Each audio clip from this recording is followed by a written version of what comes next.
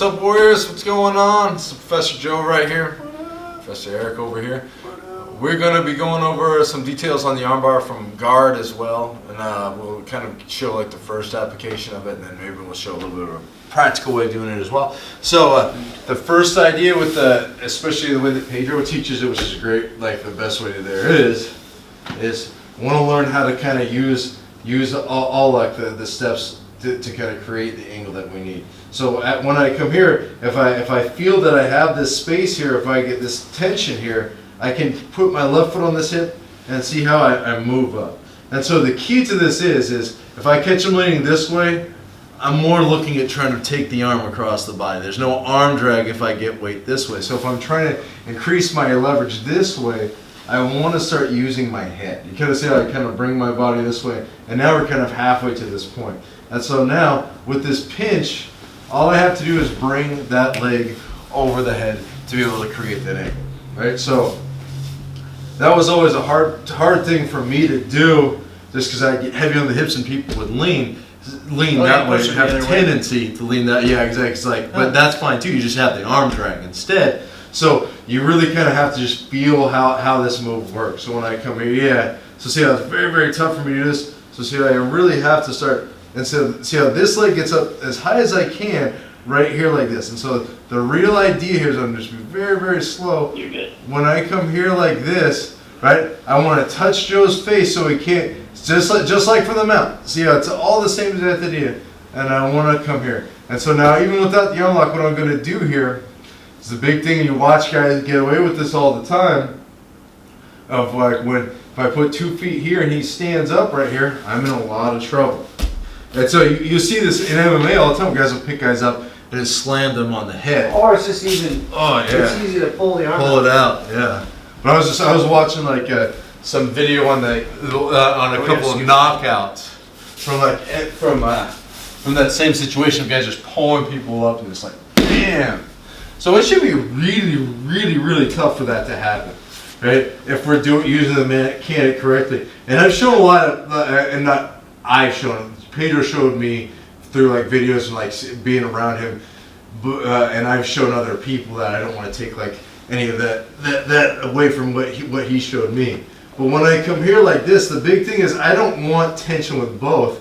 If I have tension with the left on the head, very tough. Yeah. So I don't want this leg doing nothing. So I just want to slightly push this one too. And now it's very, very tough to stand up. Very, very tough to stand up if I can get that sort of feel right there. It's horrible. And it is. It's very, very tough. Twisted. Yeah. Basically. And so it's just like, because you think about like, if like Joe gets on all fours real quick here, this is just a good way to illustrate it.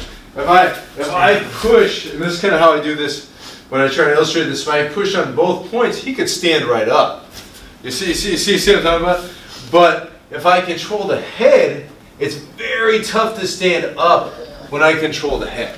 So that's what you really want to be doing with your feet, is pinching down with that single leg, and that keeps the head down. And it goes back to what we always say is you don't want two hands committed to the same task. 100%. But really you don't want two tools committed to the same task, so including your feet. Yep. So one foot is controlling the head, the other one is pushing the back kind of forward almost. Yeah. Creating 100. a pinching lever. 100%. So let's go ahead and watch one more time. We'll do it on this side. Sure. The other detail you can't see on film is when this foot comes in and he gets leverage on my hip, because he's so far into my shoulder, I can't pull the arm out. Yep. And at the same time, this one rapidly comes up and pinches my other shoulder.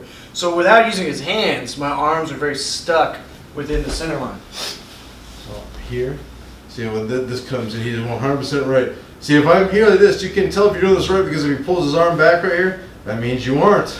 Yeah. See, when I come here, see how now it's very, there's a lot of control here. Yeah, I can't and so see, I have a lot of control of his torso. Yeah. So when I move, see how when I'm here, and like, I'd still have the hand of the collar, but we're just for this argument's sake, and so when I touch right here, I just go around this right here, and so I'm going to pinch and I slowly push.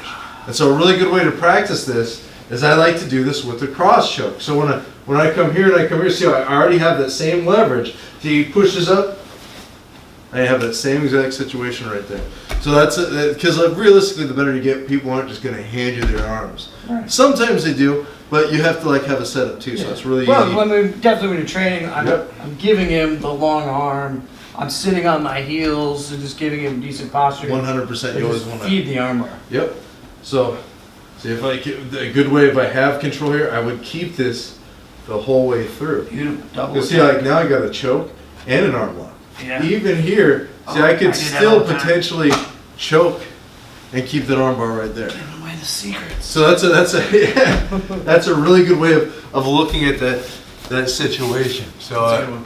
just all those mechanics work well. So like you can think of this thing like think of like, geez, he's strong right here. They make myself strong. Because there's a hole. I need to put that foot on that hip, and now I've taken away his ability to be stronger. Yeah. all And the if it's time. not your first time seeing the arm bar, obviously clean it up. But you can play a little drilling game, and we're gonna do segments on just these later. Right now the goal is to get a foundation across.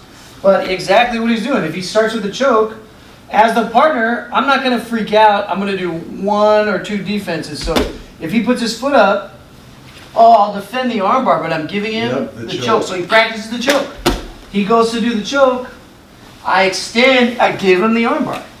And you want to play with that energy back and forth because you need it to create like a double attack and something that honestly is going to be a higher percentage of work.